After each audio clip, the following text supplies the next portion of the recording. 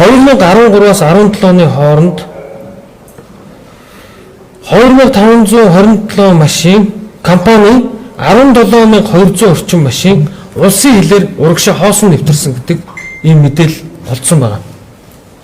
За энэ шалгалтын хүрээнд хянч шалгалтыг явуулахад улсын хурлын гишүүн энх болдын мэдээлж байгаагаар 268 мянган тонн мөрс урагшаа гайлын хилээр улсад мөрсний мөнгө төлөгдөлгүй. За мөн цаашлаад ашигт малтмлын нөөц ашигласны татвар хураамж төлөгдөлгүйгээр улсын хил давсан гэдэг ийм мэдээллүүд үндсэндээ энэ гайлын байгууллагын шалгалтаар тогтоогдсон.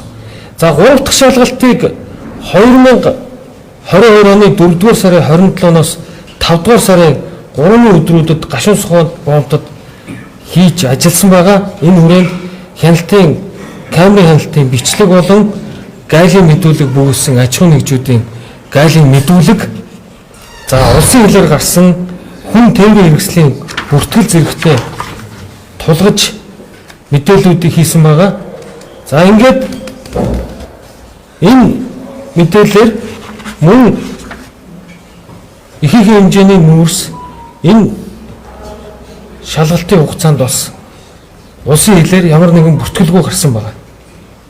Ингэхдээ энэ мөрсүүд маань Монгол улсын гайлын байгууллагын үндсэн статистик мэдээллээс зөрхөөс гадна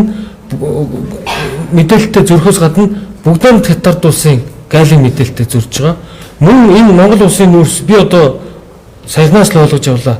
Зөвхөн хятад манай нүүрс шингэдэггүй, цаашаага далайн чамдад бусад улс орнууд руу экспортлогддог.